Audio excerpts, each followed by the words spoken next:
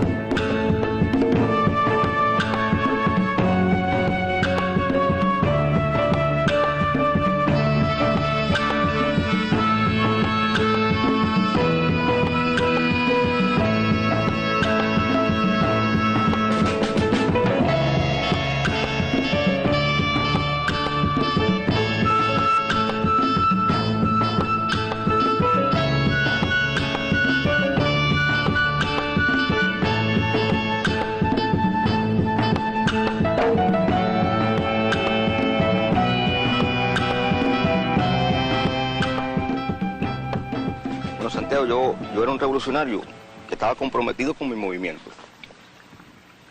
Habíamos salido de Isla de Pinos, continuaban las mismas situaciones por las cuales nosotros habíamos atacado el Moncada y habíamos pasado 22 meses en Isla de Pino en presidio. Ya había salido Fidel para México, yo y otro grupo de compañeros, Raúl y otros, y decidí unirme con mis compañeros. Arranqué en el vapor, hablé con Yeye, le dije que me facilitara la manera de obtener el pasaporte. Ya trabajaba en un bufete de José Manuel Gutiérrez. Me pidieron mi pasaporte, hice algunas incursiones para conseguir la plata para poder ir. Hablé con el viejo mío. El primero que me prestó dinero fue él, para que me fuera. Otros compañeros y reunimos unos cuantos dólares. Nos fuimos el compañero Adrián López, el gallego que le dicen, y un compañero difunto que murió aquí en el desembarco, el compañero Cabrera. Nos fuimos entramos por Veracruz. De Veracruz llegamos por tren a México, Distrito Federal.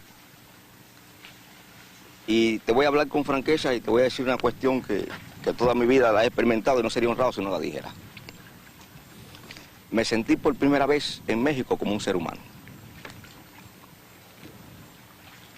Te voy a explicar qué significa esto. En aquella época, ¿tú acuerdas cómo vivía el negro aquí en este país? Si a un bar le ponían club, ya tú no podías entrar.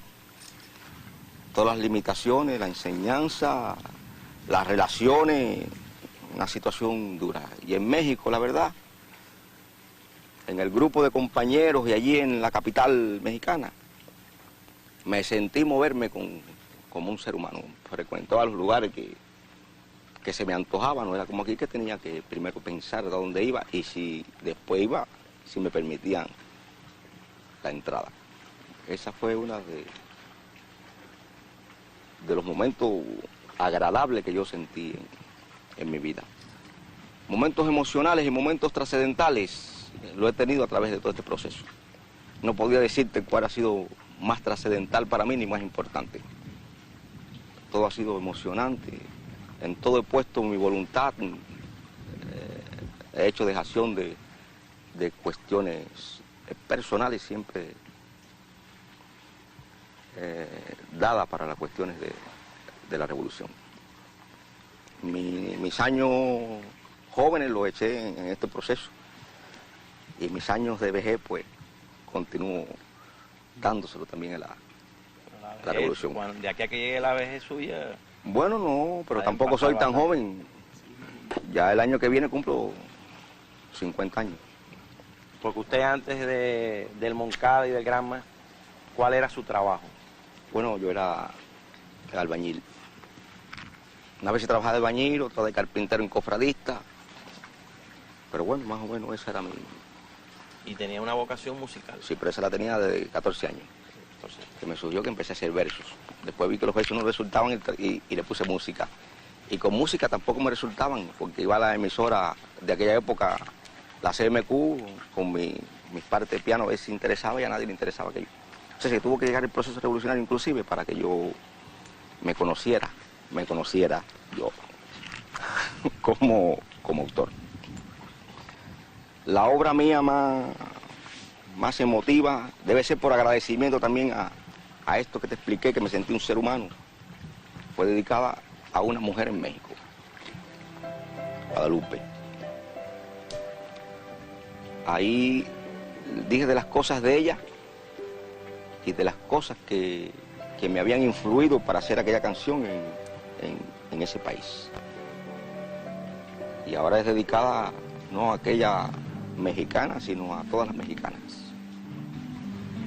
y a México.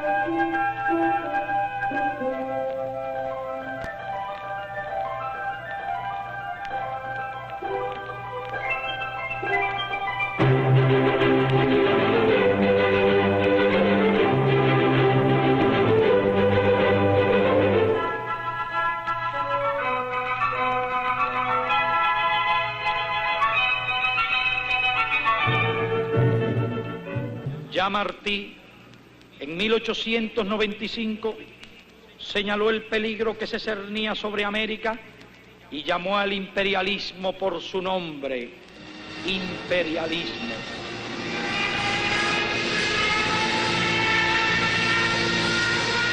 Vísperas de su muerte, en carta inconclusa porque una bala española le atravesó el corazón, el 18 de mayo de 1895, José Martí, apóstol de nuestra independencia, escribió a su amigo Manuel Mercado: ya puedo escribir, ya estoy todos los días en peligro de dar mi vida por mi país y por mi deber, de impedir a tiempo con la independencia de Cuba que se extiendan por las Antillas los Estados Unidos y caigan con esa fuerza más sobre nuestras tierras de América.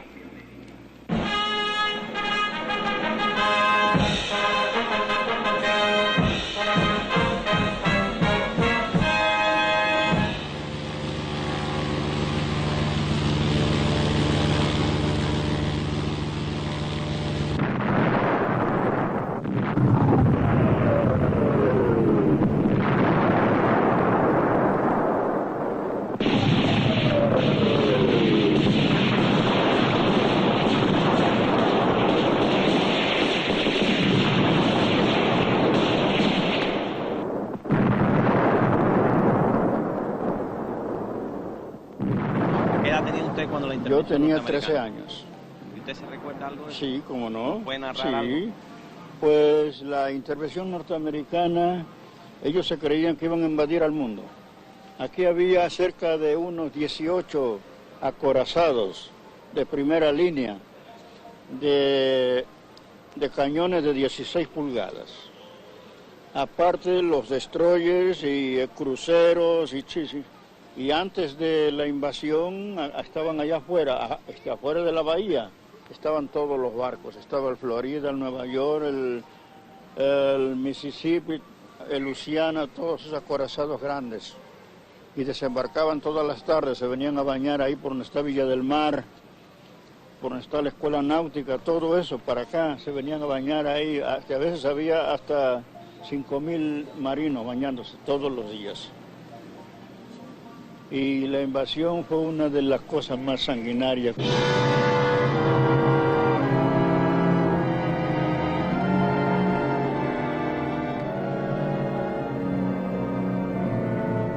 «67 años antes, en 1847, estos muros serían testigos de la primera invasión yanqui a Veracruz. 109 años después, desde Tuxpan, en la costa veracruzana, expedicionarios cubanos inician otra guerra necesaria, esta vez por la definitiva independencia.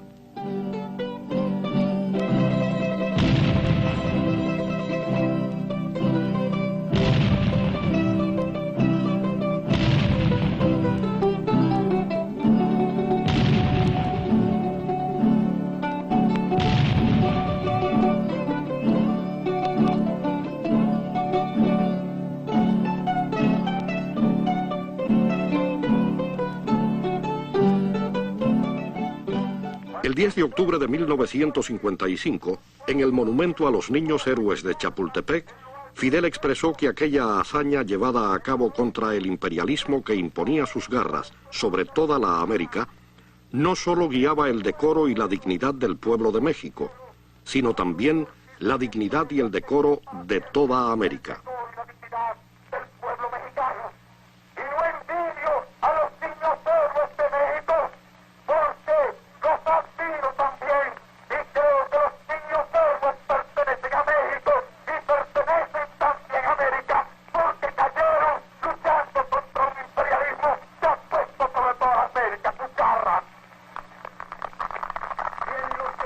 A la juventud cubana se refiere, puedo decirles con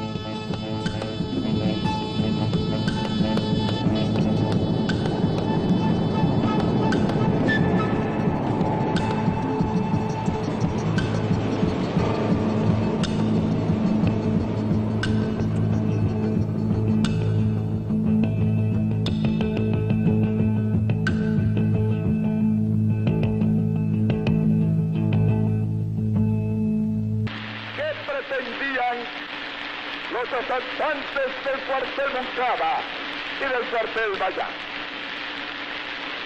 Era posible que, ocupado el recio baluarte de la jefatura oriental, pudieran imponer su voluntad, infligir una derrota al régimen y a las Fuerzas Armadas.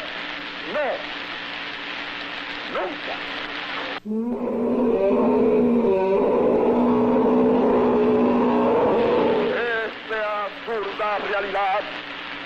Esta absurda realidad que parece más bien una sangrienta pesadilla ha sucedido en el día de ayer en la provincia oriental.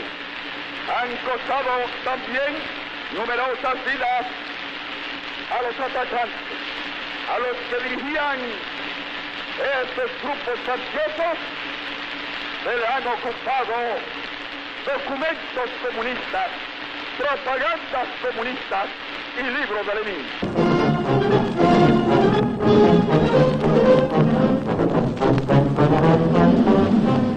Churchill y Truman fueron las mentes diabólicas que crearon la Guerra Fría, que, instrumentada por Foster Dulles y la histeria anticomunista, desató una feroz persecución contra intelectuales, científicos, artistas, y que cobró sus primeras víctimas en el horrendo crimen de los esposos Rosenberg.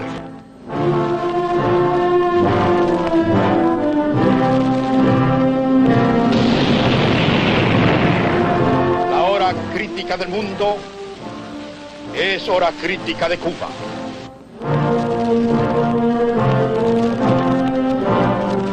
Por el bienestar de todas las familias, por la paz de la nación, por Cuba y por el pueblo. Salud. Salud.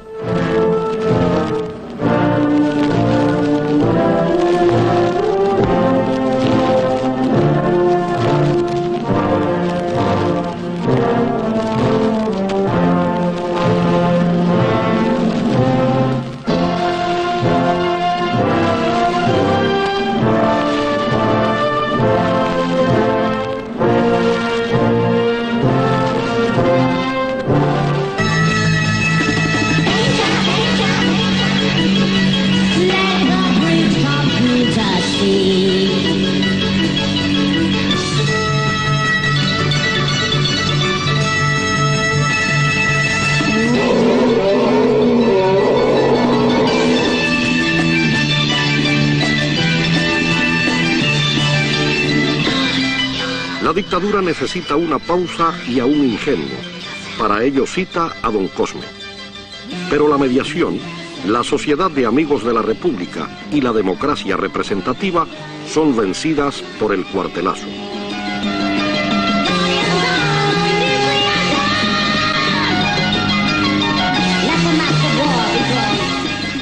Algunos miembros del Consejo Director de la Ortodoxia ya no condenan al régimen cuartelario y están por la mediación y las elecciones.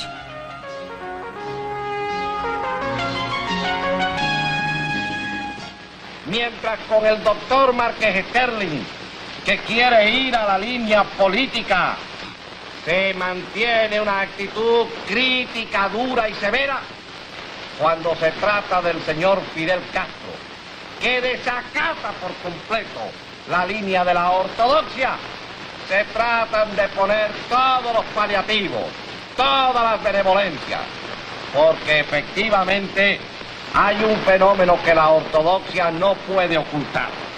Sin haber tenido coraje, pensamiento y decisión para tomar la lideratura del país, le teme a aquel recién llegado que ahora se proclama contrario al acatamiento de la línea del partido.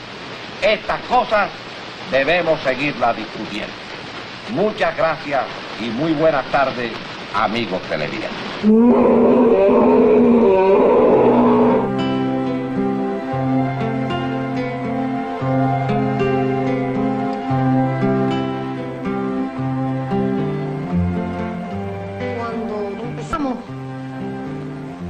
A pensar que había alguna por lo menos que había posibilidades de la amnistía para Fidel y los demás compañeros, Melvin y yo nos dimos a una tarea tremenda en eso.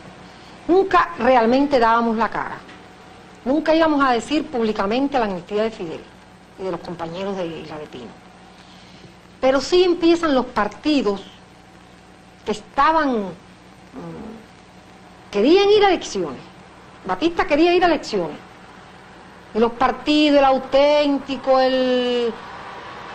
no sé cuántos partidos, hasta una parte de la ortodoxia, todos querían ir a elecciones.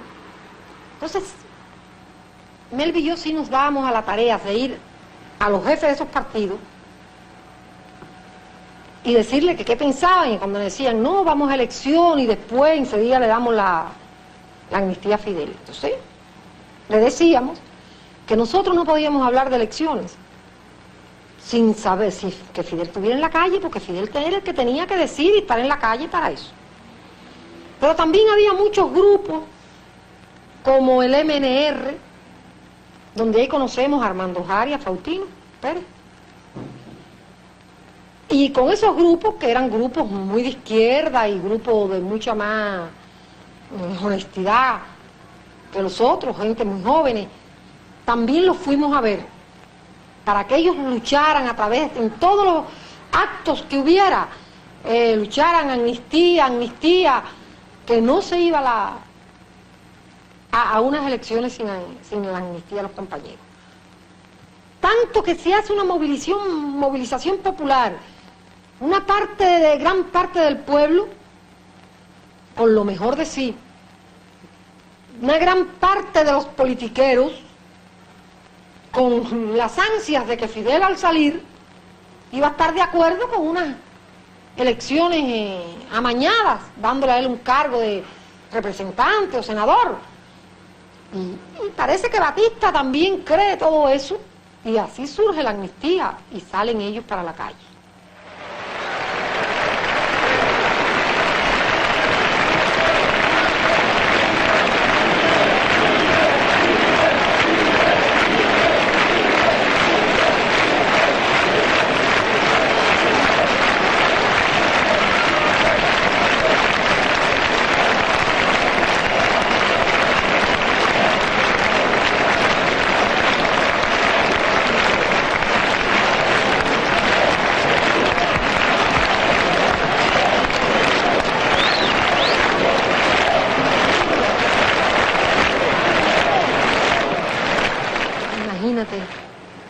Cuando Fidel nos hizo así, desde lejos,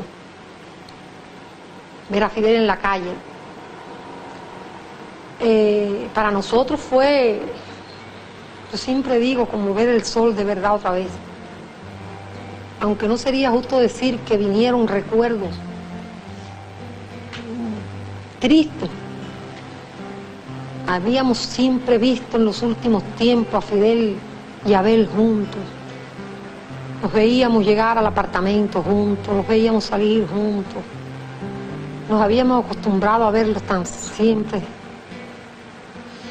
unidos, no solamente en las ideas, sino unidos físicamente. Que cuando vimos a Fidel, vaya, no ver a Fidel al lado, a Abel al lado de Fidel, fue también un momento duro, pero de todas maneras, todo eso, Fidel era el que debía estar vivo, como dijo el propio Abel, y Fidel salía vivo.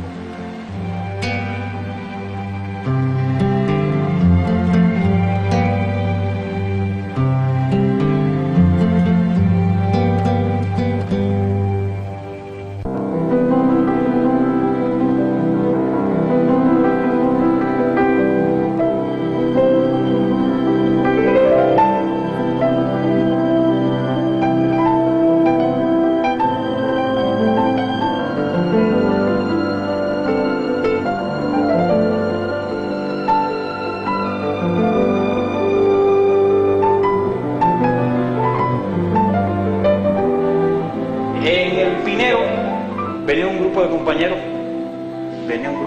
los moncadistas y otros compañeros más. Allí ellos toman el acuerdo planteado por Fidel de ya constituir un movimiento a partir de la acción de Moncada, y constituir un movimiento que plantean llamarle el Movimiento 26 de Junio. Yo recuerdo que en aquella ocasión Fidel vivía en una casa un apartamento que está en los altos del Jardín Le Pentén, ahí en la calle 23. Recuerdo que aquella casa era un hervidero en entre salida de gente, la gente venía, dirigentes de la oposición novatista. Hay que ver que Fidel, cuando va antes de ir a Moncada, no tenía esa autoridad política. Sale de Moncada con una autoridad política, sale en virtud de la amnistía y se convierte allí en una figura política importantísima, pudiéramos decir, ya en el país. Y los compañeros que del Moncada, el grupo del Moncada, arrastran una gran fuerza política, emotiva, en la juventud y en amplios sectores populares. En esas condiciones, Fidel empieza a hablar con distintas figuras y con distintos compañeros que teníamos responsabilidades o que estábamos trabajando en algunas de las organizaciones que se oponían a Batista. Nosotros, particularmente, yo pertenecía, junto con Faustino Pérez y otro compañero, al Movimiento Nacional Revolucionario que dirigía un profesor llamado Rafael García Bárcena, un hombre de ideas democráticas y un hombre muy honesto.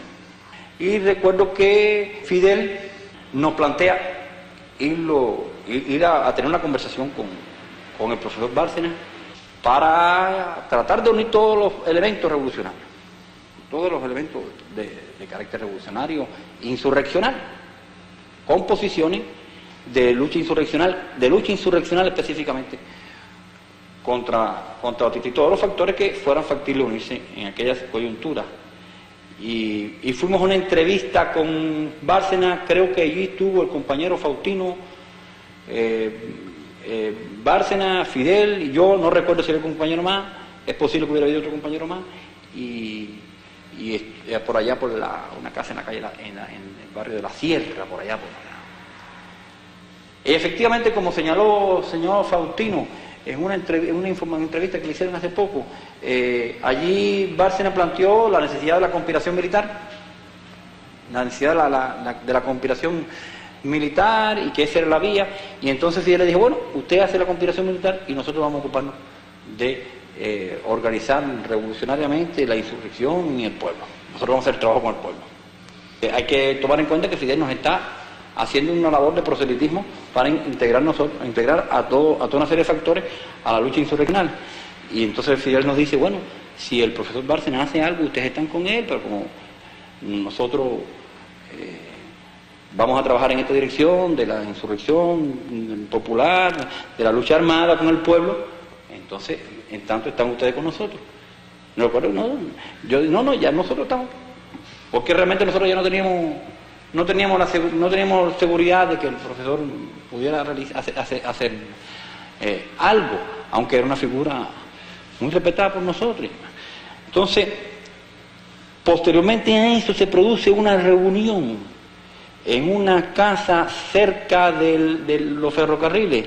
Creo que Faustino también narra esa reunión, en la cual nosotros conocimos por primera vez, a través de un planteamiento que hizo el compañero Fidel, de que, bueno, todo ese grupo que se iba a quedar allí y se iba a organizar en un movimiento que se llamara Movimiento 26 de Julio. Tal como nosotros concebíamos la cosa en aquel momento, es que la dirección que tenía que integrarse en Cuba debía preparar las condiciones para la lucha armada y la huelga general en el país. Y concebíamos en apoyo a la invasión, al apoyo a la expedición que Fidel iba a organizar, y que después fue el Granma, porque ahora la llamamos Granma. En aquel momento podríamos llamar la expedición que Fidel iba a organizar.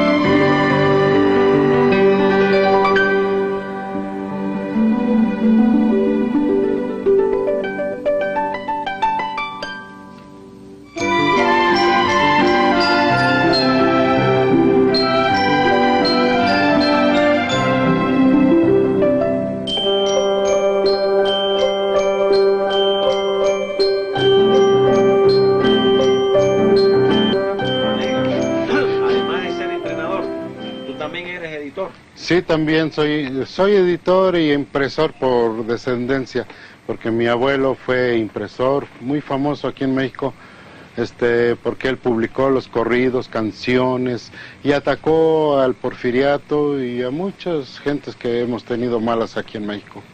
Y por descendencia sí, seguí esta carrera de impresor.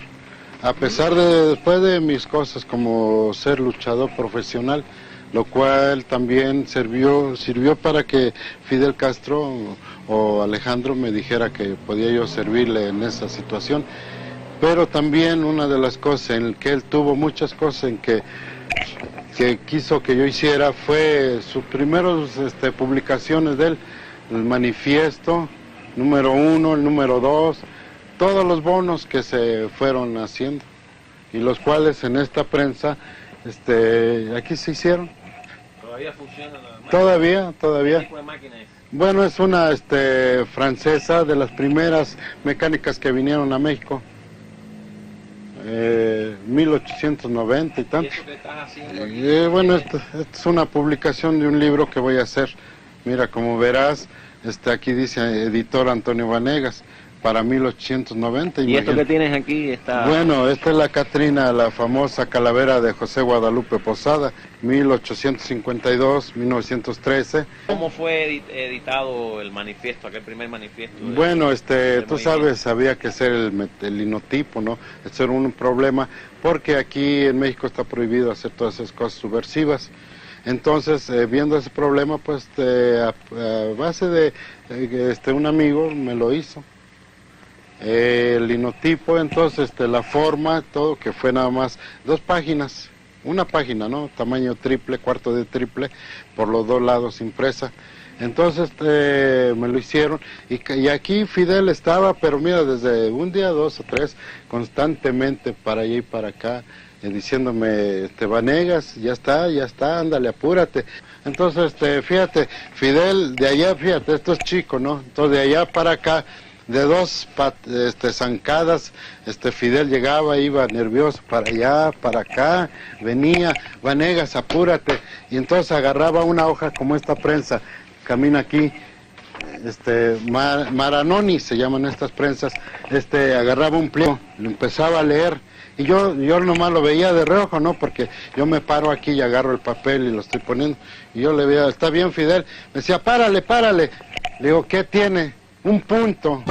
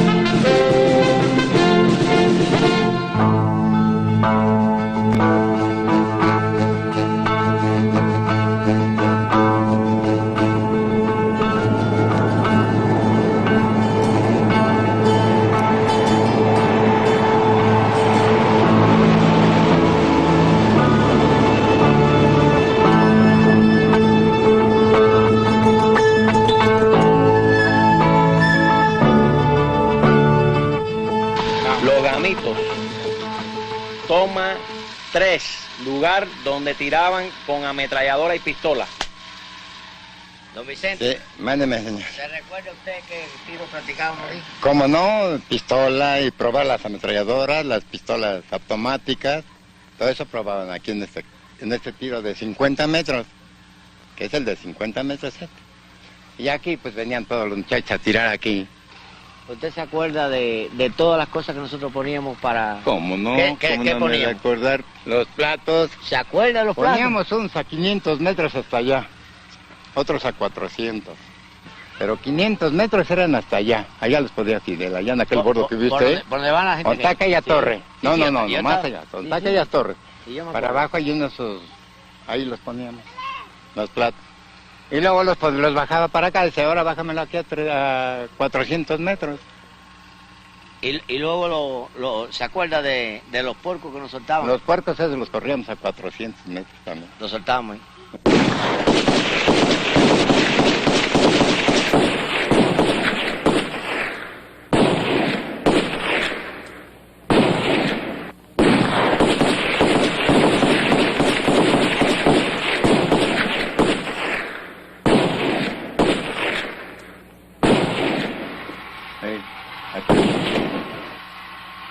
Se ha de acordar muy bien él de todo esto de aquí. ¿Y quiénes usted veía tirar aquí? ¿Mande? ¿Quiénes vio tirar aquí? A todos los que comenzaron con Fidel. A todos. Venían como 10, venían de a 10 en 10, de 10 en 10, de 10 en 10, de 10 en 10. Todo el día. Todo el día se la pasaban aquí. ¿Y todos los días de la semana? Todos los días de la semana. ¿A qué hora llegaban aquí? Había veces que a las 6:30 ya estaban aquí. De la mañana. ¿Y estaban hasta qué hora? Hasta las 8 de la noche, 7, 6, por ahí así. Todas esas barrancas ellos las visitaban, todo eso de por ahí. Nosotros hacíamos ejercicio caminando por todas las barrancas. Por todas las barrancas. Después que tirábamos aquí, íbamos a hacer ejercicio para allá caminando. Allá. Nos bajábamos por aquí, cuando eso no existía en casas ahí ninguna. Todo era cerro. Sí, entonces todo bajábamos. era llanura, todo era llanura. Todo era... Bajábamos y subíamos hasta la Roma que era. ¿Cómo se llamaba el campo este? Campo de los Gamitos. Nosotros lo fundamos.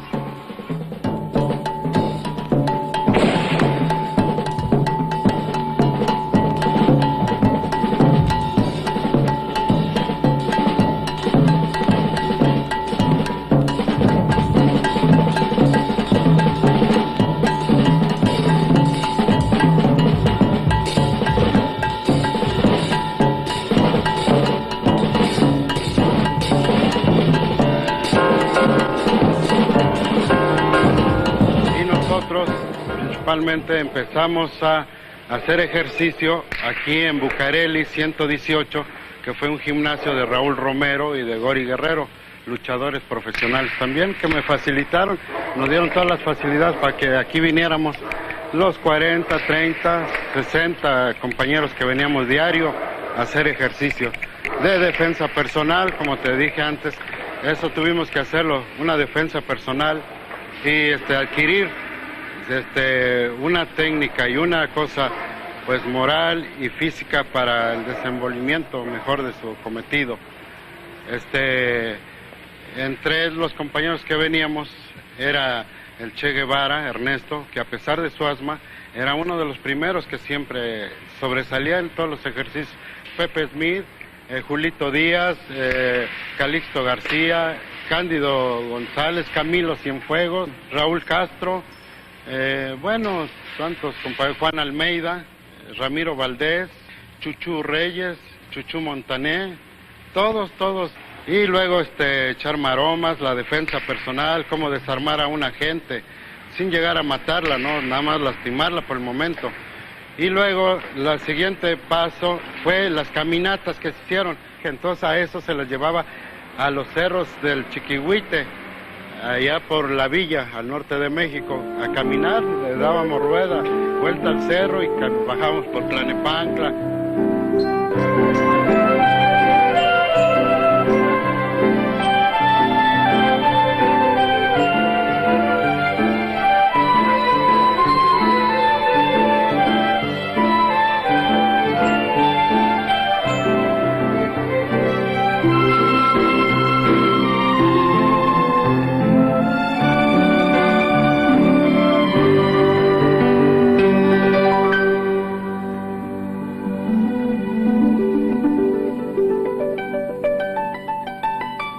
Cambió ya eso, Santiago, ¿no? Aunque cuando tomaste eso... No, lo que ha cambiado es la carretera. En el 71 esa carretera estaba así. En el 75 hicieron una carretera nueva y ya pasan voces por ahí, guagua. Pero la casa es lo mismo. ¿Y este es el viejito? Y ese es el viejito, ya se murió. ¿Y el de los Gamitos se murió ya también? También. Todos se van muriendo. Don Erasmo Rivera, ese es el nombre suyo y apellido. El mío. ¿Cuántos años hace que usted vive aquí? Pues hace 40 años. 40 años. ¿Siempre aquí? Siempre aquí. Ya es una vida completa. Completa, sí, sí. ¿Y cómo fue que conoció usted a Raulito? Y al Che. Y al Che y a todos esos señores, pues vinieron un día por aquí. Y luego, ¿verdad? Me dijeron que si no les rentaba.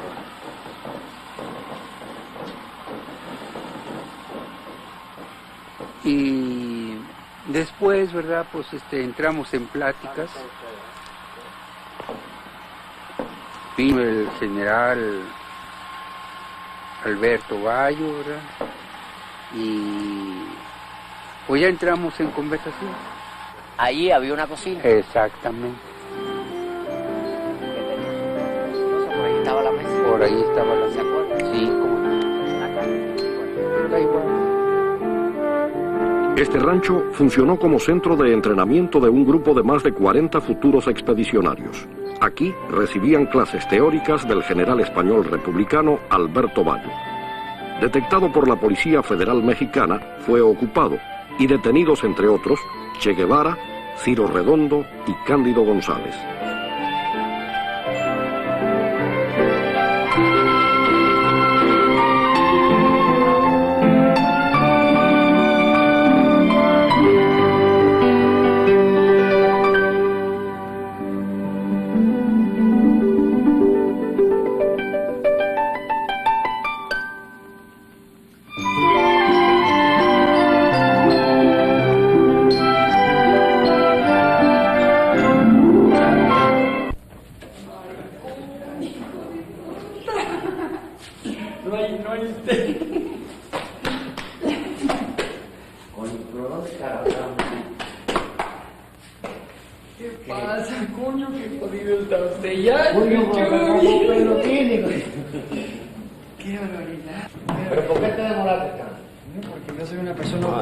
Siéntate ahí, mira, ahí te tengo una cartica pues. Óigame, está usted ya muy jodido, ¿eh? ¿Qué va? Sí. Yo creo que usted ya ni con el himno nacional, ¿verdad? Sí, ¿verdad? ¿Qué crees? Que yo creo que ya no sirve usted para nada. Sí. Sí, que se tiene que meter de artista. Es todo el único remedio que le queda. Óigame, ¿cómo ha estado? ¿Qué? ¿Cómo están allá, eh? ¿Bien? Espera. ¿Desayuno o no desayuno? Coño, no me había usted invitado a desayunar, me cago Pero, en la coño, mierda. ¿Cómo voy a pero- desayunar si...? Pero... No, no me he desayunado. Pero Y lo si peor son es que... las 1 de la tarde. Lo peor es que Susana tampoco se ha desayunado. No. Es que... Bueno, es que... Vamos a prepararle desayuno a Susana. No, entonces. Usted no tiene que desayunar. No, niña, yo no, señora. yo me jodo. Dale a la niña. Siéntate. Pon tu silla por ahí. ¿Café de 3 kilos? Sí. No, usted sabe que yo aprendí a tomar café de 3 kilos y luego en Cuba ya no podía tomar más café de 3 kilos. Esta nació en Cuba.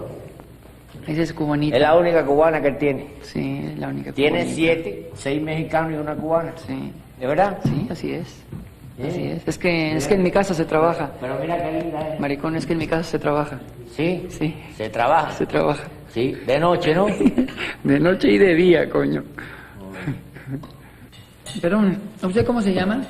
Santiago Álvarez. El señor Álvarez va a tener que cortar más de esta grabación que en todo, más que lo que ha cortado en toda su mugre vida, ¿verdad? Qué pena, qué barbaridad. Pero mire, me va a usted tener que hacer el favor de perdonar. Ponle azúcar y leche. En primer lugar, estoy con Chuchú. Coño, el plato no, ¿para qué el plato? Para eso tienen estas chingaderas acá. En primer lugar estoy con Chuchú, que realmente es como mi hermano, o más. Muchas gracias, igualmente. Porque hay momentos en la vida en que se acerca uno más a una persona que al mismo hermano. Y ese es el caso de este sonso. Y luego, después de tantos años de no verlo y de recordar tantas cosas, ¿verdad? Tantas cosas que estuvimos juntos, sin peligro de... Bueno, ¿verdad? Eso era común, ¿verdad? ¿Chuchu? Sí. ¿Se acuerdan de Juan Manuel? ¿Cómo no? ¿Sí? Sí, sí. ¿De Eso veras? no se puede olvidar. Manuel, Cándido, Coño, no. mí, que... De Es Juan imposible Manuel, de olvidar. Juan Manuel Márquez. Eso no se puede olvidar. ¿Cómo era Juan Manuel Márquez? Una bellísima persona, con una calidad moral increíble, ¿verdad? Había tenido mucha experiencia, ¿verdad? Como hombre. Sí, era un luchador viejo, ¿verdad? Viejo ya en la lucha. Era grande, ¿verdad? Era un poco mayor que nosotros, ¿verdad? Sí, él me llevaba a mí creo que 4 o 5 años. Sí, era grande, y era una persona... Estuviera hoy, cuando cayó sí. Era todo un hombre, todo un caballero. Fíjese usted que que una de las condiciones que yo le puse a Alejandro, a Fidel, era no tratar nada más que con él. Indudablemente, yo tenía que ser incógnito para poder desempeñar mi trabajo, mi función, ¿verdad? Y ya Fidel se daba cuenta más o menos de mi responsabilidad, mi manera de trabajar, y etcétera, etcétera, etcétera. ¿Y quién sería Juan Manuel Márquez? Que un día Fidel me dijo, le voy a presentar a mi hermano. Es una cosa que sí lo debo de decir, porque yo lo comenté muchas veces con muchas personas. Cuando a mí Fidel se me presentó en mi negocio y me pidió unas acciones de mecanismo. ¿Tiene usted acciones de mecanismo belgas? Yo, como toda respuesta, tengo muy presente que le contesté, perdone, repítame usted su pregunta. Porque yo realmente me quedé sorprendido, ¿verdad? Que una persona me pidiera eso, una persona que no fuera un coleccionista, un norteamericano, alguna persona. Nunca lo hubiera pedido un centroamericano o un latino, en otras palabras. Y Fidel me repitió su pregunta con las mismas palabras. Exactamente repitiendo las mismas palabras me dijo, ¿tiene usted acciones de mecanismos belgas? Y yo me quedé más sorprendido. Y entonces, como toda respuesta, le volví a decir, mire, tenga usted la bondad de pasar aquí a mi privado. Y ya dentro de mi privado, él solo, le volví a decir, le volví a suplicar, pues señor, perdóneme, repítame usted su pregunta. Yo quería estar convencido de que él realmente sabía lo que quería, ¿verdad? Y me estaba pidiendo lo que él quería, ¿verdad? Pues estaba yo muy sorprendido de que él me pidiera eso. Y me volvió a repetir la pregunta exactamente igual. ¿Tiene usted acciones de mecanismos? Indudablemente que él haber pensado que yo estaba, o loco, ¿verdad? O que, en fin, no me puedo imaginar qué pudo haber pensado. Lo que sí recuerdo que él me repitió la misma pregunta, exactamente igual. Entonces yo me acuerdo muy bien lo que le contesté, porque para mí fue el principio de toda mi labor, mi pequeña colaboración a la revolución. Yo me acuerdo muy bien lo que le contesté. Le dije, mire usted, señor, yo no sé quién sea usted ni me interesa, pero si usted quiere, yo lo ayudo. Es que un Fidel cada 2000 años. Si acaso. Si acaso. Y eso lo estoy diciendo hoy, pero yo lo pensé hace muchos años, cuando lo conocí. Cuando era Alejandro. Cuando era Alejandro. Cuando usted no sabía que era Fidel. No, ¿qué carajos iba yo a saber que era Fidel? Hay una toma que van a tomar, donde se cerró la operación del gramo. El edificio ese. Muy importante, ¿eh? Sí. Esa es una toma que la tiene que tomar. ¿Dónde se cerró? ¿Y cómo se cerró? La compra la cerramos aquí en este edificio, posiblemente a mediados de 1956. Me recuerdo que venimos a ver al señor Erickson y a la señora. Ellos tenían el barco allá un poco abandonado y ya estaban bastante desilusionados de tenerlo, ya no lo querían, realmente no lo querían. Entonces venimos, Fidel como mi hermano menor, un poco como siempre es él, ¿verdad? Impulsivo. Venimos a cerrar la operación y aquí, me parece que fue en el segundo piso, entregamos el saldo, o la cantidad total, fueron 15,000 pesos del barco, y si usted se recuerda, me parece que fueron 10,000 o 20,000 pesos de la casa allá en Tuxpan, ¿se acuerdan? De todas maneras, consideré oportuno que hubiéramos venido acá, máxime que el estatua de Simón Bolívar está ahí como testiga, ¿verdad? De una operación libertadora. Exactamente. ¿Quién lo fuera a decir, verdad? Bueno, nosotros estábamos seguros que era por la libertad de Cuba. Pero el barco llegó. Sí. El barco llegó y Fidel triunfó, ¿no? Así nació el Grama. Yo en ese barco me voy. Sí, señor. Se llamaba Grandma, que quiere decir una abreviación de Grandmother.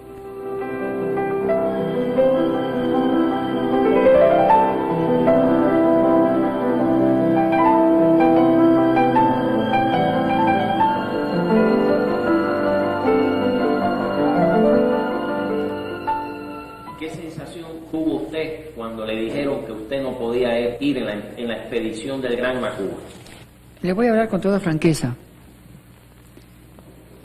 Yo soy un individuo que creo y que quiero creer y que me entrego y que me gusta entregarme. Al fin y al cabo, no sé qué tan humanos seamos, pero mientras estamos aquí y que no vamos a estar en ningún otro lado, ¿verdad? Pues tenemos que estar lo mejor que se pueda, ¿no? Aquí decimos que hay que sacarle partido a la vida antes que la vida lo parta a uno, ¿no? Y yo le saco mejor partido a la vida platicando con Chuchú que estando solo.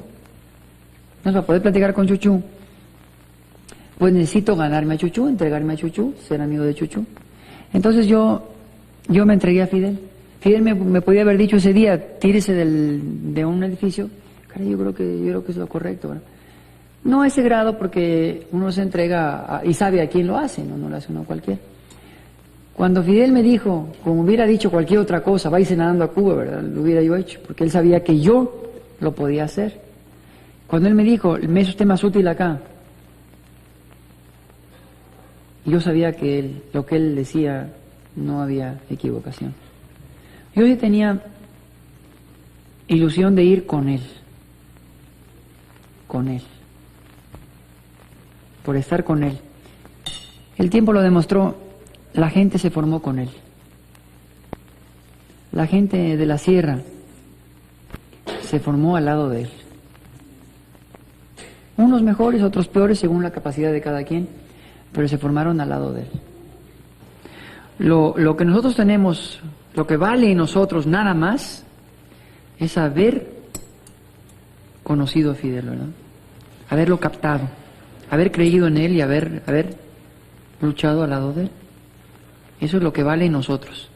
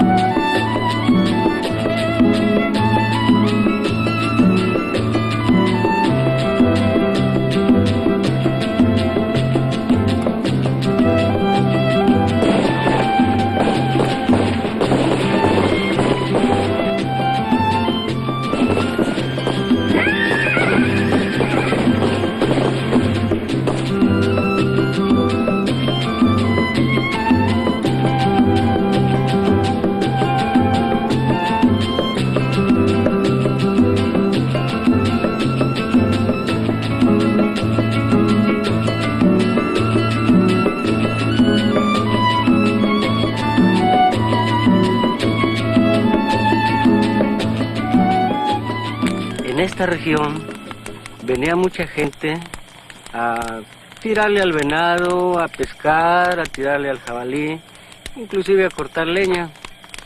Y oían la balacera que tenían ustedes allá donde estaban practicando.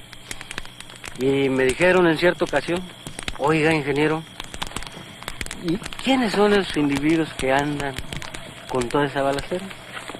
Le dije, no, es que tengo rentado ahí porque son unos individuos que vienen a cazar. Dice, hombre, pues con ese ruido que arman nunca van a poder matar un venado. Además le espantábamos los venados de ellos. Sí. Que aquí había un plan de entrenamiento complejo, diría, que consistía en hacer prácticas de tiro en las márgenes del río que veremos. Hacer caminatas. Prácticas de marcha. Marchas, sí, marchas. Cruce del río, ascenso de las montañas ese que hay por ahí. Sí. Establecimiento de postas incluso sin que se consideraran que eran tan indispensables, pero como un entrenamiento también a la gente. Consideramos este problema de las fogatas para tener visibilidad y establecer guardias nocturnas. Al principio no lo hacíamos, pero entonces desde muy pronto encontramos que las serpientes cascabel llegaban donde estábamos nosotros y además el frío nos azotaba bastante. Llegaron a pasar por aquí hasta 42 compañeros aproximadamente, 42 compañeros, pero el grupo de compañeros que ya permaneció aquí de manera permanente y que después de aquí se trasladó hasta el Granma fueron 35. Solo. ¿Ustedes llegaron en vehículo hasta la finca esa ya? Esa no costó trabajo encontrarlo. Pero en la época nuestra no se llegaba. Sí, Estaba solo, se llegaba en un camioncito. Sí, porque no hay bueno, sigue no habiendo carretera hasta el lugar, desde el pueblo. No hay camino. Un trillo que puede ser que en alguna época del año funcione mejor. Yo recuerdo que yo volví ahí como 2 veces, yo fui otra vez.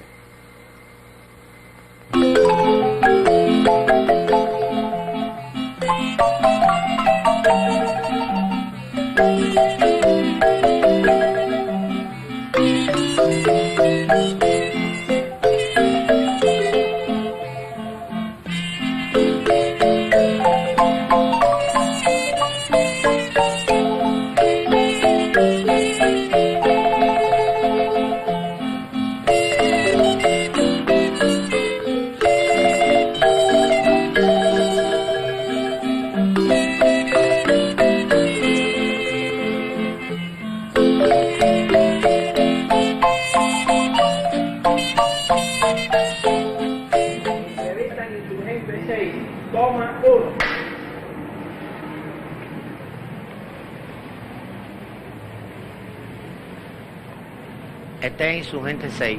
Aquí fuimos traídos por el compañero Juan Manuel Márquez, el cual nos encontramos por primera vez con el comandante Fidel Castro, que en aquel momento se nos informaba que tomaba el nombre de Alejandro. En este lugar se celebraron algunas entrevistas con algunos otros compañeros. Al frente de este lugar existía Insurgente número 5, que hoy no aparece ahí porque han hecho, parece que un garaje.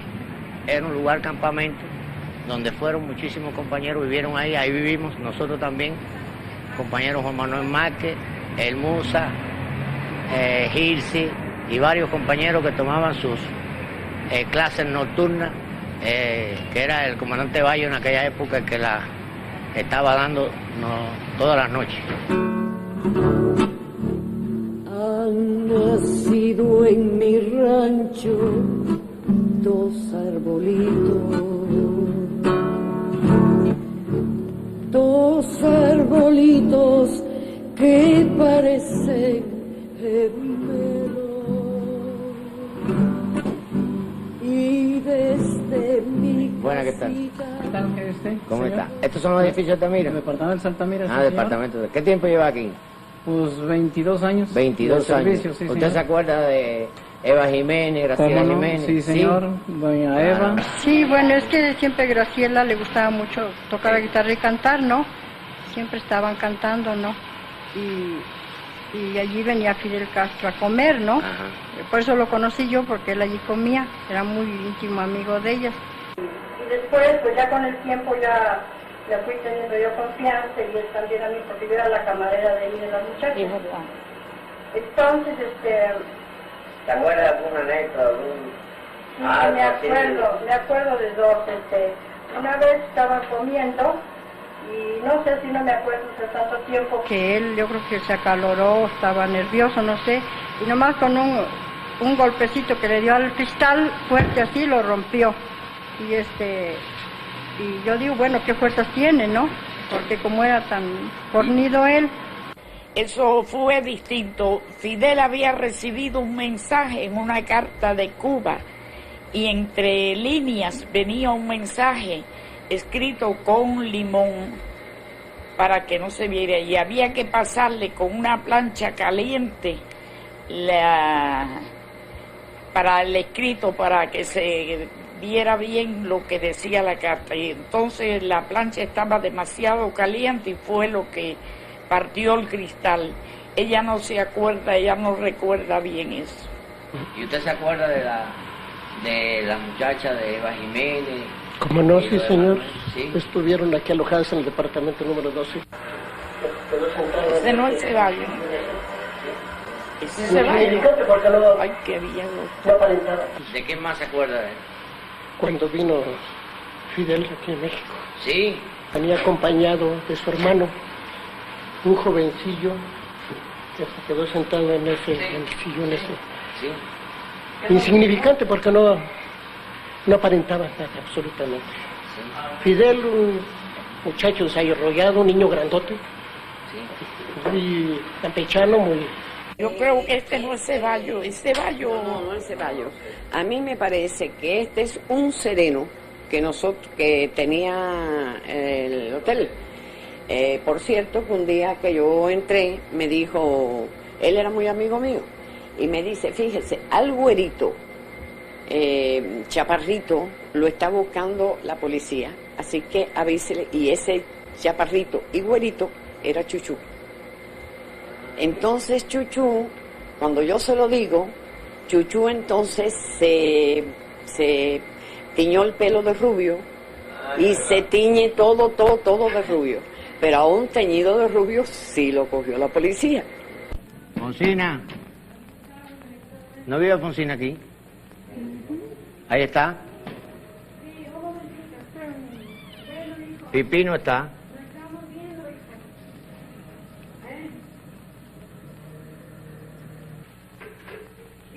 Bueno, Alfonsino no está. Aquí estoy. Caramba. Pero no te acuerdas. Hombre, qué bárbaro. Pero qué gorda tú estás.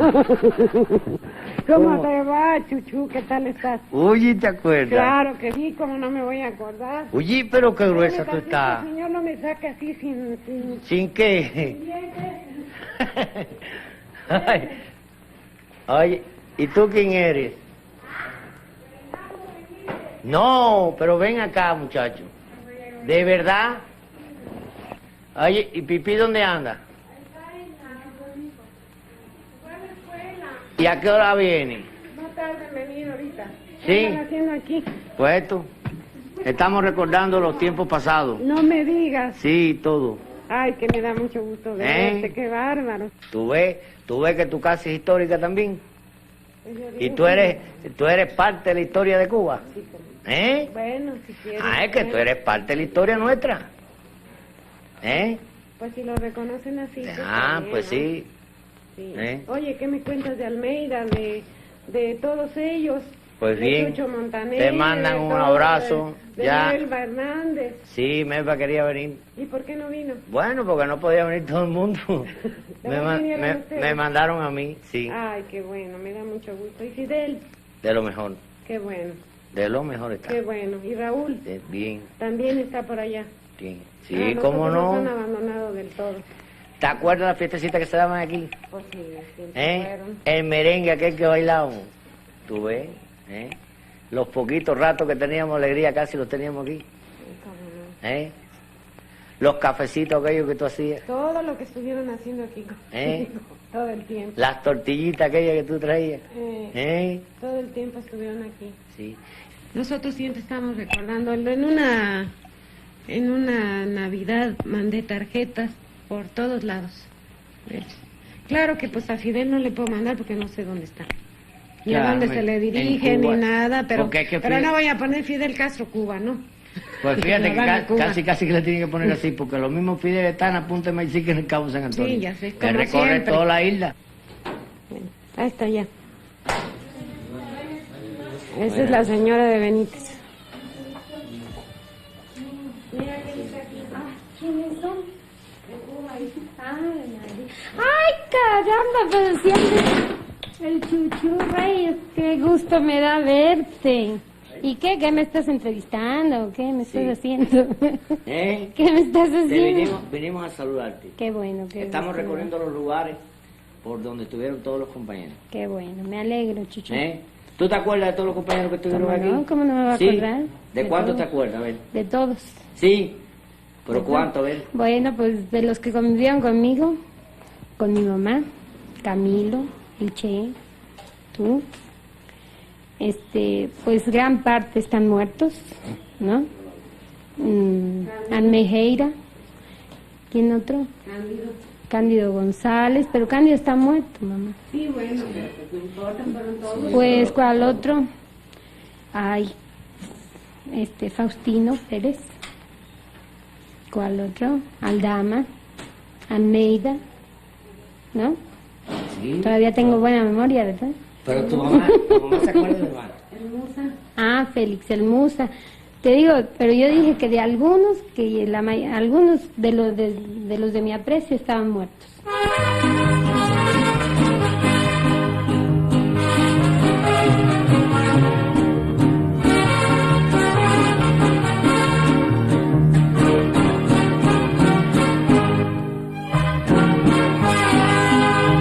De piedra de ser la cama, de piedra la cabecera, la mujer que a mí me quiera,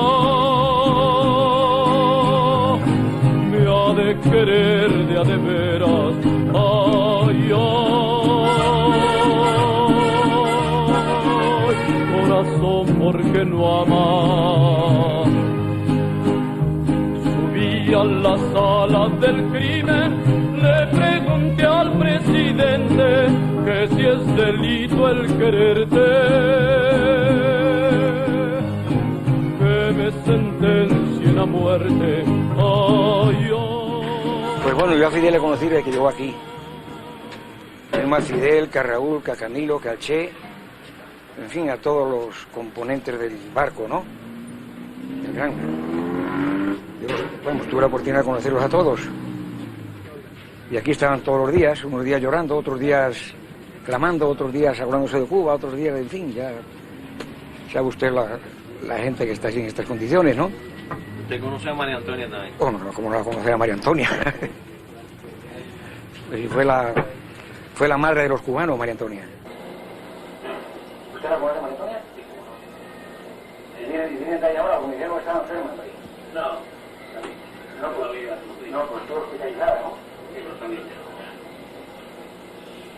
¿La voz es la tuya? Cuando ellos venían aquí a su tienda.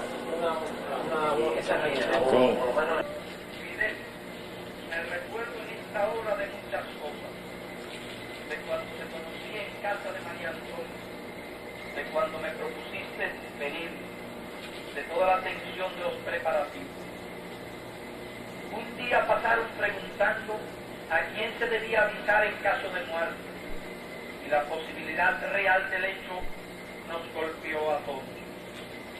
Después supimos que era cierto, que en una revolución se triunfa o se muere, si es verdadera. Usted que está ahí viendo la casa de Empara en 49 y la mención que hace el Che en la carta que le manda a Fidel cuando se va para Bolivia, ¿usted podría decirnos algo en los momentos en que Fidel conoció al Che en su casa? Bueno, se conocieron normalmente. Mira, Fidel, este es el Che. Mira, Ernesto Guevara, médico, argentino, que tal y cual. Y entonces, nada, se trataron normalmente, como dos personas que se conocen uno de antes, sí, de antes. Yo no sé si el Che visitaba la casa, una casa como de huéspedes, o vivía el Che también allí, porque fue antes de casarse con Hilda Gadea. Después se casaron ellos, al tiempo, no sé qué tiempo. Frente al Galveston, en ese edificio que tú me recuerdas ahora que el número 6, ahí con el tiempo llegamos a tener un apartamento también nosotros. Bueno, en ese edificio, debajo o cerquita de él, hay un restaurante. En ese restaurante, en el mes de julio del año 55, donde se sostiene esa entrevista entre Fidel y el Che, que yo participo, y es donde el Che decide unirse a nosotros. Por eso Fidel dice que el Che y yo fuimos los primeros en formar parte de la lista de los futuros expedicionarios.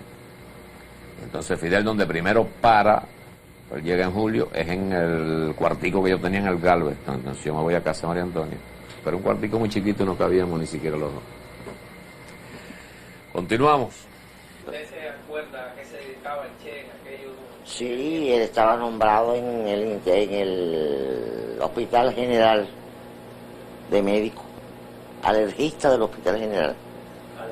Alergista. Él en aquella época se dedicaba a buscar gatos, gatas, no gatos, porque él hacía un estudio de los ovarios de la gata, no sé qué lío ese tenía él, y los operaba. Y ahora el ayudante, el chef, ¿verdad? Y los dejaba caminando, que era lo más bonito del caso. Eso es una cosa tremenda. Hasta yo salía a buscarle gatos al chef. No, es que yo no tenía nombre. Ahora, si no le grabaste una mala palabra a María Antonia, señor María Antonio, tiene que volver a entrevistarse a María Antonia. Dice Raúl que tiene que decir. Y Juan Manuel de Estados Unidos fueron a Nueva York ellos a recaudar fondos y a buscar partidarios de la revolución y dieron unos actos en Nueva York.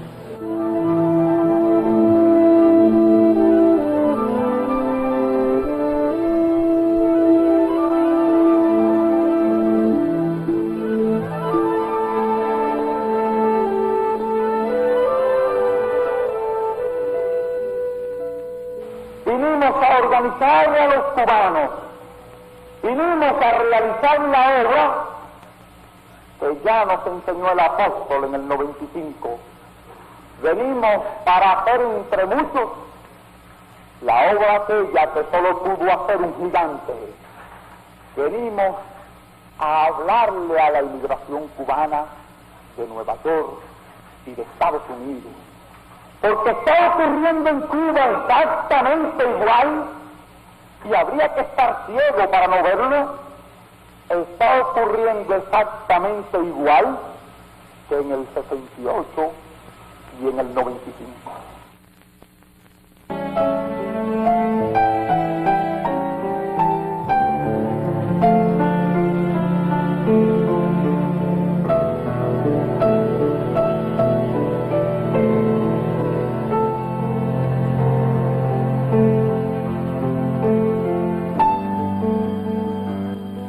Después pasaron a Miami, de Miami se fueron a Tampa, que fue cuando yo alcancé a Fidel en Tampa, porque habían rumores en México que andaban buscando a Fidel, parece que para balacear.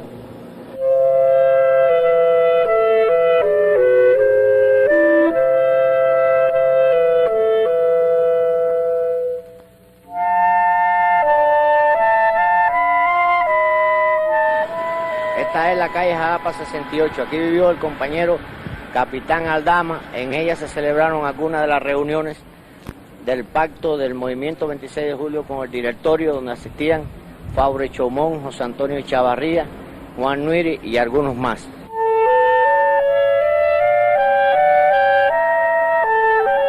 En los días que se firmó la Carta de Unidad con el directorio, en este hotel se hospedó Juan Pedro Calvó, Servía y Machadito. Yo acompañé una noche a Raúl y a Ñico, que vinieron a una entrevista con ellos y a entregarle además un dinero para el regreso a Cuba. Se hospedaron en una de las habitaciones de arriba. Y la visita, el encuentro, la entrevista fue por la noche. ¿Y ahora de qué día fue? ¿Qué día fue esto? Fue en los días de que se firmó la Carta de la Unidad. ¿Por qué fueron detenidos? Porque nos siguieron la noche anterior a que me agarraran a mí. Habían seguido a Fidel y un federal lo denunció. A ellos los agarraron por la noche y a mí me fueron a buscar por la mañana.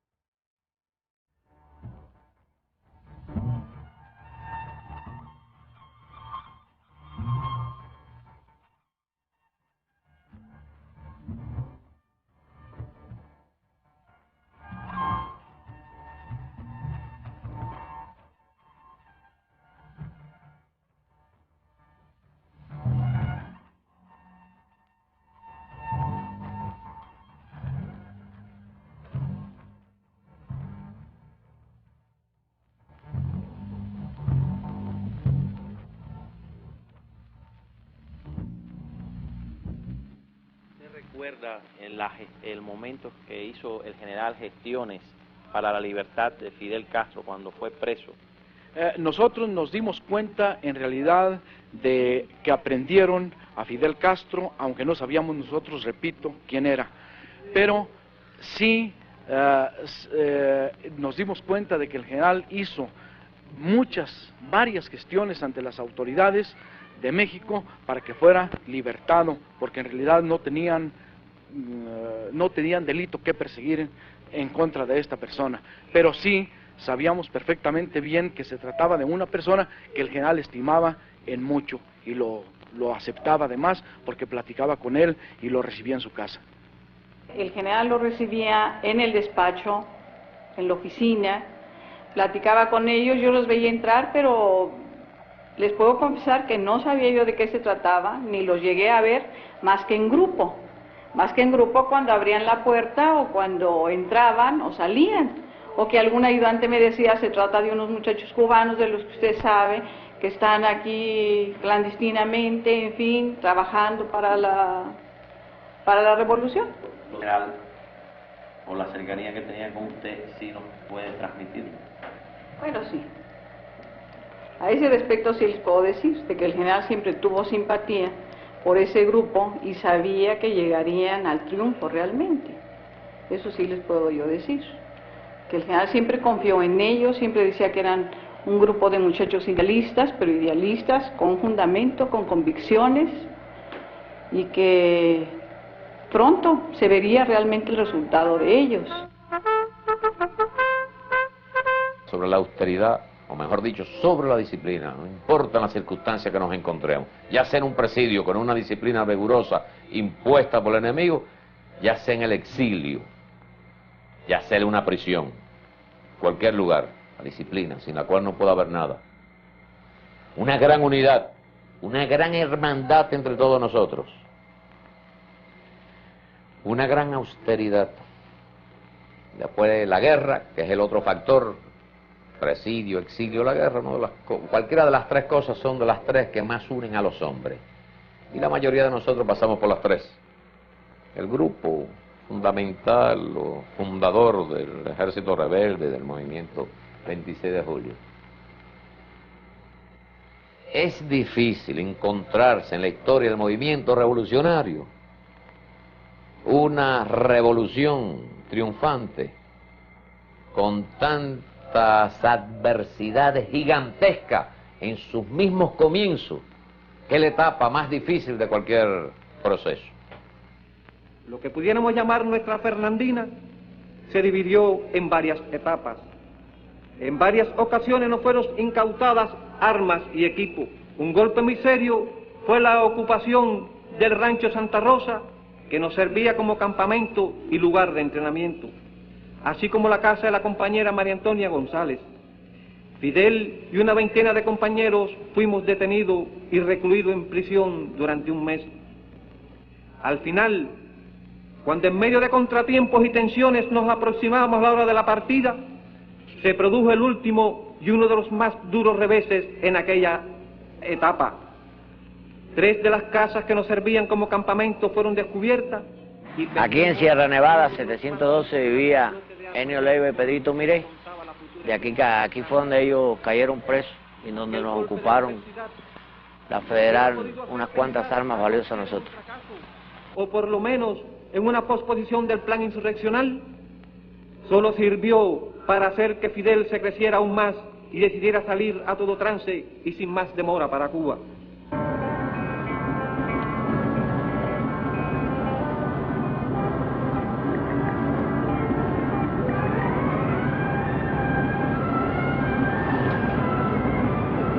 Raúl nos recogió a las 11 de la mañana de la casa de Graciela Jiménez y llegamos a Tuxpan ya a caer la tarde, ya de noche.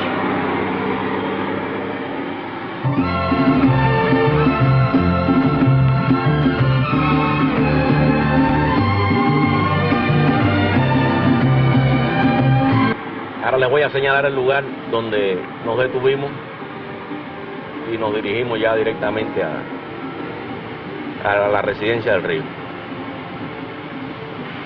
Bueno, el camino antiguo era esto. Esta carretera es nueva, que es la que conduce al puente que une a Tuxpan con Santiago de la Peña. Antiguamente eso no existía. Nosotros llegamos aquí y continuamos por esta que era la única carretera hasta el punto donde le señalaron a Raúl que debíamos de bajar. Bajo la lluvia nos trasladamos ya hacia el lugar donde estaba el Granma. Bueno, desde el punto aquel donde nos bajamos el automóvil, caminamos directamente por este camino bajo la lluvia, seguíamos a Raúl hasta este lugar aquí donde está la casa. En aquella época la cerca esta no estaba porque nosotros entramos por aquí. Después empezamos a llegar a otros compañeros que iban directo al Granma. Pero Raúl entró en la residencia y nosotros entramos con él.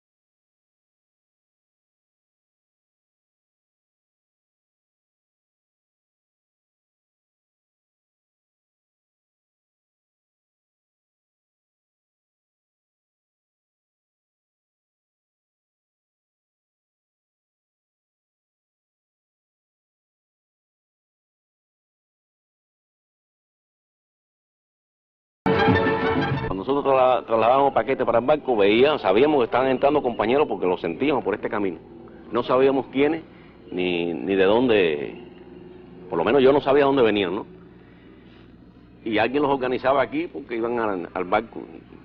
Regresábamos con otro paquete y había un grupo mayor montado en el barco con medidas de que se metieran debajo de la cabina. Yo llegué un poco tarde, porque durante toda la tarde tuve que estar en la capitanía del puerto tratando de obtener el permiso para que el barco saliera.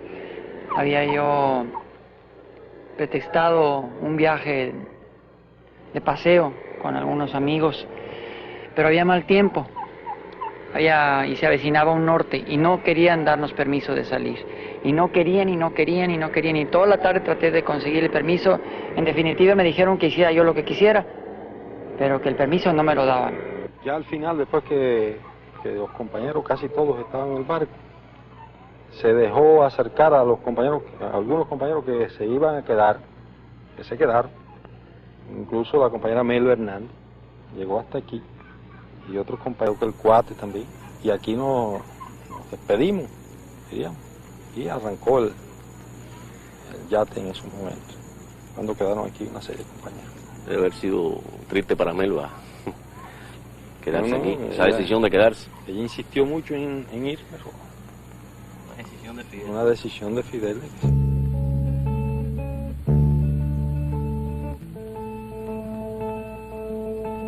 Me había preparado, me había entrenado, tenía todo mi equipo para la expedición. Se me había convencido de que el barco no tenía condiciones para traer a una mujer. Cuando lo vi, me fue muy fácil entender que era imposible que viniera. Y además, reitero, no entendía que pudieran venir tantos muchachos en el Granma. Al contestarnos Fidel, aceptamos, sin dudar, que venían cerca de 90 jóvenes en el barco. Sin embargo, Fidel nos habló con mucho optimismo. Nos dijo, no importa que seamos 90, no importa las dificultades que tiene el yate. Tú sabes que tenemos problemas con los motores, tú sabes que tenemos grandes problemas, pero el yate llega. el Granma llega a las costas de Cuba.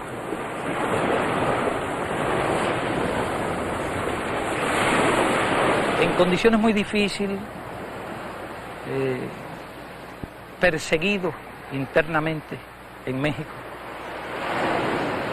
puesto que lógicamente nuestras actividades, en cierta forma, aunque no se dirigían contra el Estado mexicano, violaban las leyes mexicanas. En condiciones muy difíciles tuvimos que organizar a los hombres, entrenarlos, buscar los medios para venir a Cuba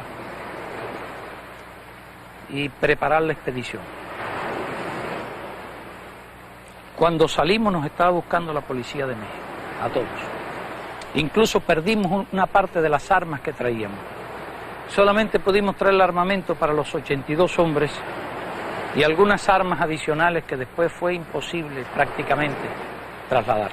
Nosotros habíamos hecho una discutible promesa de que en 1956 seríamos libres o mártires. Se puede discutir la procedencia de esa promesa, pero en realidad tendríamos que luchar duramente contra el escepticismo reinante en Cuba y contra las tendencias políticas que buscaban seguir la vía electoral haciéndole el juego a Batista. Por eso tuvimos que hacer aquella dramática promesa y estuvimos siempre decididos a cumplirla. Si a última hora no hubiese sido posible venir en el Granma, nosotros habríamos venido de cualquier forma, aunque fuesen 8 o 10 hombres. Esa idea estaba absolutamente presente siempre, con el propósito de cumplir la promesa que se había hecho. Pero históricamente, porque uno cuando analiza los hechos históricos piensa que no era necesaria esa promesa. Pero una vez que se hizo, fue necesario cumplirla.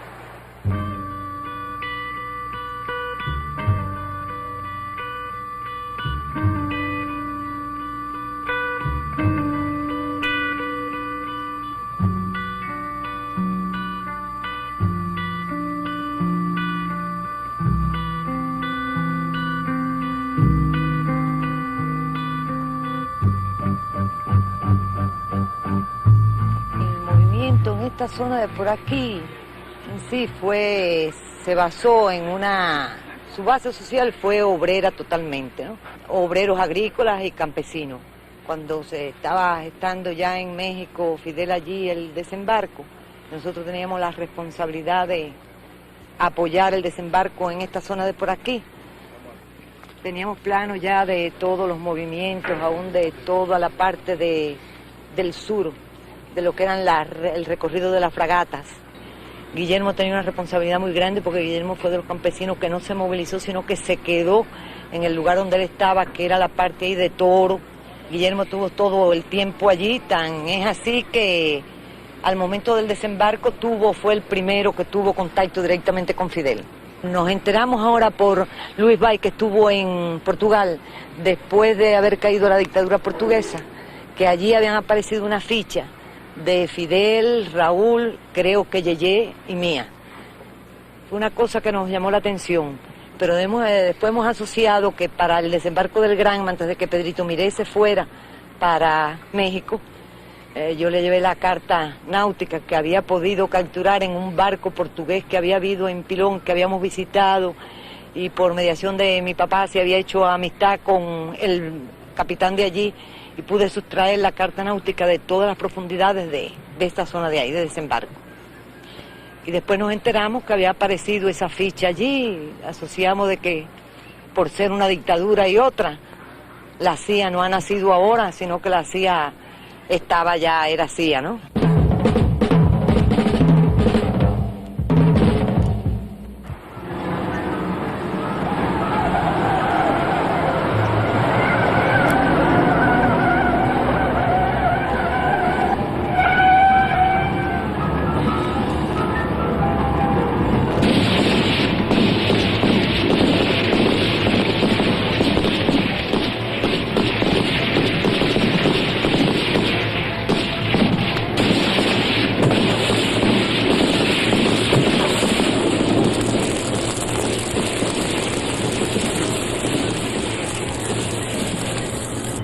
Pero ese día, la orden que nos dio Frank fue que no dijéramos que iba a ser la acción ya del desembarco, sino que iba a haberse un gran simulacro. Íbamos a dar una alarma para que todo el mundo estuviera en su puesto y comprobar si todas las medidas eran las adecuadas para el momento del desembarco de Fidel, ¿no? O sea que a todo el mundo lo que le dijimos fue a las 5 de la mañana en el punto que tú sabes. Llamamos por teléfono. A las 5 de la mañana en el punto que tú sabes. Porque se suponía que la acción, es decir, a las 7 estaba determinada ya que la acción iba a comenzar con el morterazo del cuartel Moncada, que iba a dar el aviso para todo el mundo. Pero de todas maneras sí se le había dicho a todo el mundo que a las 7, a todos los que iban a asaltar, que a las 7 en punto asaltaran, sonara o no el morterazo.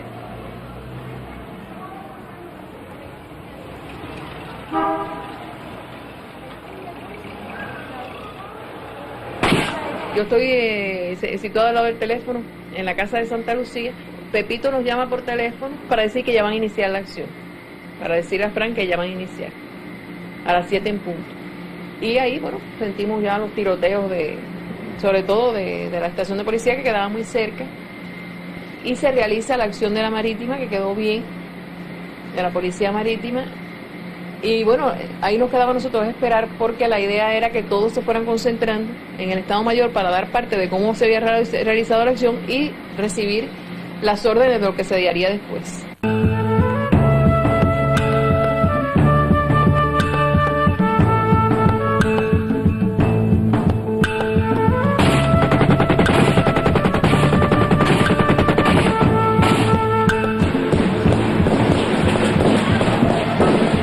Nosotros nos encarábamos en el techo para ver lo poco que se podía ver desde allí, y vemos que está saliendo humo del techo, que se ha prendido la estación de policía, y también vemos, bueno, el Catalina está pasando todo el tiempo, incluso nos dicen bájense del techo, y empiezan a tirar algunos tiros para amedrentar.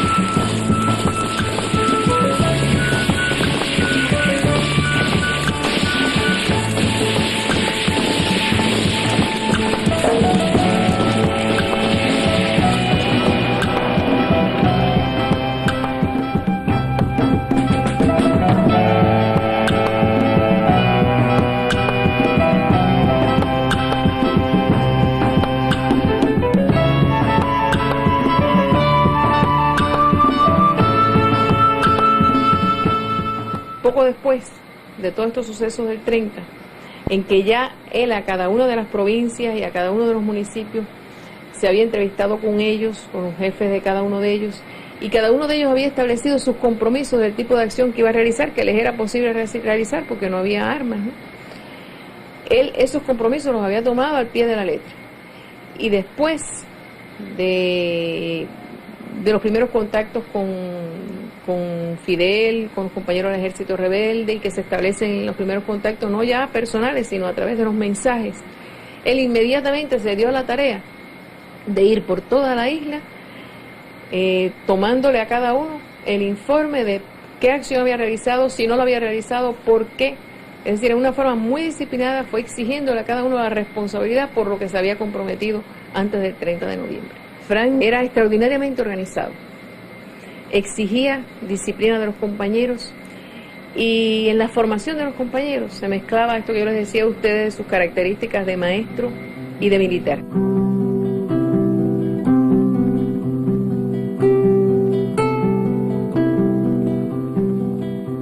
El alzamiento de Santiago de Cuba, que era para atraer las fuerzas principales de Batista en Oriente sobre sí y permitirnos a nosotros desembarcar, por el retraso del Granma se convierte en un boomerang, ya que cuando desembarcamos 3 días después, lo mejor de las tropas de Batista estaba en Santiago de Cuba y le fue relativamente fácil y en poco tiempo trasladarla a la zona de operaciones. Segundo lugar, en vez del lugar previsto, desembarcamos, desgraciadamente, a pocas decenas de metros de una pequeña playa llamada Las Coloradas, que nos hubiera traído como consecuencia un ahorro de varias horas. Desembarcamos en los pantanos que desconocen.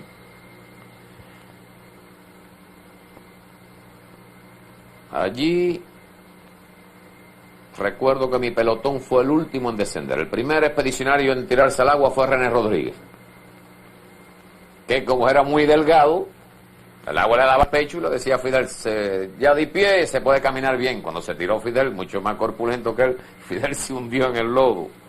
El único bote que teníamos se bajó para poder ayudar a llevar los pocos metros que nos separaron de la costa, los pertrechos del personal, se hundió. Y mi pelotón fue el último en bajar. Y de todos los expedicionarios, el Che y yo los últimos en abandonar el Granma, que por cierto, cuando nos bajamos por la proa, el Che y yo comentábamos que en definitiva cómo se llamaba este barco, y no le habíamos el nombre, y él dijo, seguramente en la popa lo tiene. Entonces yo fui caminando hasta la popa del barco para ver y vi, y así le comuniqué el que se llama Granma. Entonces por primera vez ustedes saben cuando No se nos ocurrió, por lo menos a los que ignoraban, nunca habíamos visto el Granma, preguntar cómo se llamaba. Empezando porque algunos creían que era un barquito chiquito que nos iba a llevar al barco grande en el cual vendríamos a Cuba. Y otros, cuando nos dijeron que no había más barco que ese, pensamos, entre yo el Che, que seguro sería un barco de una gran velocidad. Y ya ustedes saben que por razón de la carga que traía, navegó a 6 o 7 nudos, por lo que hizo que el viaje se prolongara. Y un solo día de mar, era en invierno, un solo día de mar sereno. El resto fue bajo influencias de norte, grandes marejadas, tal extremo que llegando a Cuba, a Roque, una ola se lo llevó de la cubierta, por lo cual perdimos un buen tiempo.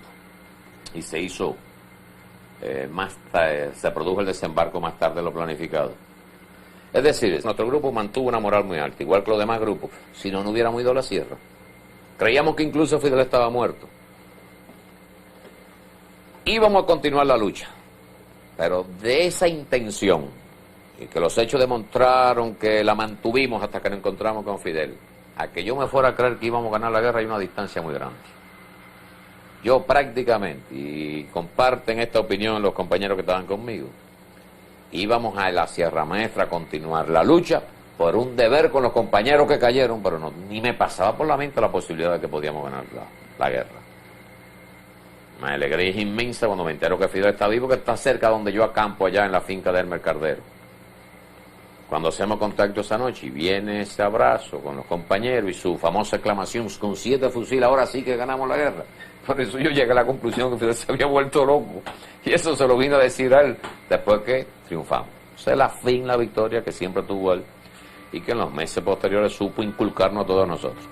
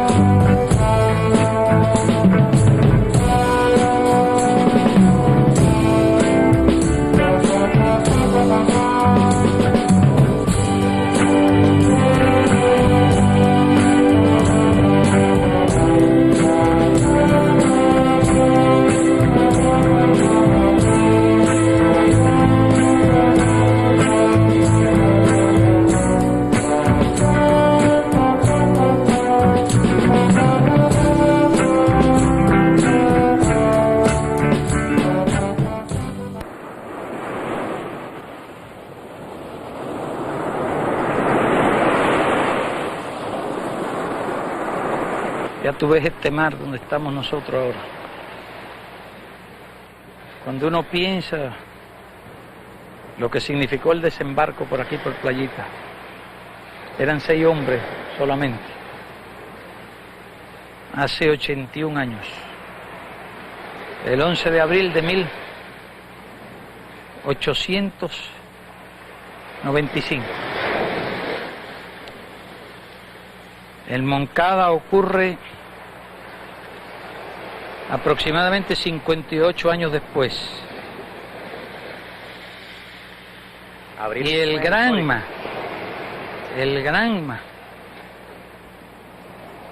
ocurre 61 años después de Playita, desembarco del Granma. Ahora me pongo a imaginar lo que significó aquel hecho. Desembarcar de noche por esta costa. No abundan estas playas. En el diario de Martí dicen que a las 7:30 se prepararon para desembarcar. Ya en aquella fecha era de noche. La noche era tormentosa. Martí dice que rumbaron mal. Llegaron aquí a las 10 de la noche. En una noche oscura. Me pregunto cómo pudieron encontrar esta playita. Porque indiscutiblemente en estas costas, en las zonas de rompiente fuerte y de roca, habría sido virtualmente imposible desembarcar. De puro milagro encontraron un rinconcito tan pequeño como este, que apenas tiene 80 metros, para desembarcar. Más allá hay una playita un poco mayor, pero después no se encuentran playas por estos lugares. Cuando veníamos en el helicóptero hacia acá, estábamos mirando la topografía del terreno. Son montañas ásperas, bastante secas, de una vegetación muy difícil de atravesar. Y me imagino lo que tiene que haber sido para Gómez y para Martí, y los demás expedicionarios, pero especialmente para Martí. Que Martí no tenía experiencia de la guerra. Que Martí no era un hombre físicamente fuerte. Que Martí había dedicado su vida a un trabajo de organización, a la creación literaria, a la creación política, era un intelectual. ¿Cómo habrían sido aquellos momentos y de dónde encontró fuerza a realizar una proeza semejante? Remar, desembarcar, cargar con su mochila, con su fusil, con sus 100 balas. Caminar de noche por esos lugares donde nosotros con mucho trabajo hemos llegado de día. Avanzar por todas esas montañas en aquellas condiciones es algo realmente increíble. Pero él mismo decía que precisamente de esas situaciones, de esa felicidad que el hombre encuentra cuando está realizando una tarea de esa naturaleza, es que saca fuerzas. Y él sacó fuerzas, y nunca se vio en todo el diario de Martí, jamás se ve una queja, sino todo era optimismo, todo era entusiasmo, todo era orgullo. Él decía que había dejado las cadenas que lo habían acompañado durante toda su vida en la lucha por la independencia de Cuba.